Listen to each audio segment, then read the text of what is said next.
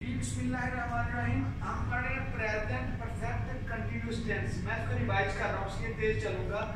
Present perfect continuous tense का मतलब होता है फेल हाल मुकम्मल जारी। निशानी है रहा है, रही है, रहा हूँ, रही हैं वगैरह वगैरह। दूसरी इसमें है वक्त या अरसा का तयन होता है, यानी वक्त और अरसा दिया जाता है।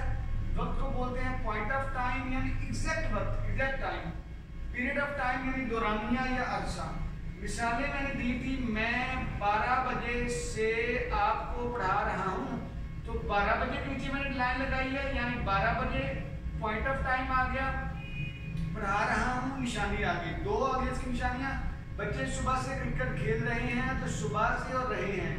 वो पिछले हफ्ते से मरी जा रही है, पिछले हफ्ते और रही है वगैरह। ठीक, सिंपल फार्मूला क्या है इसका?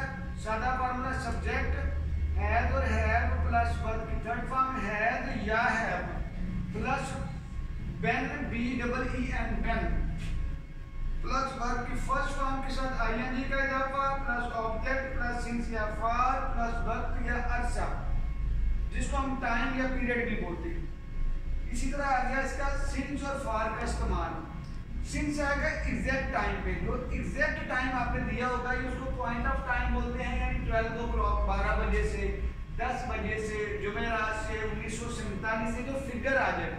ठीक, लेकिन अगर आ जाए फॉर, उसको बोलते हैं पीरियड ऑफ टाइम। फॉर आता है उसके साथ, पीरियड ऑफ टाइम के साथ फॉर आता है। मसलन उसको अरसा बोलते हैं 2 साल से, 10 घंटे से, 2 सदियों से, 2 महीने से, 4 महीने से, ठीक है, वगैरह वगैरह। समझ लग गई? लेकिन ये आज का काम था। जज़ाकल्लाह।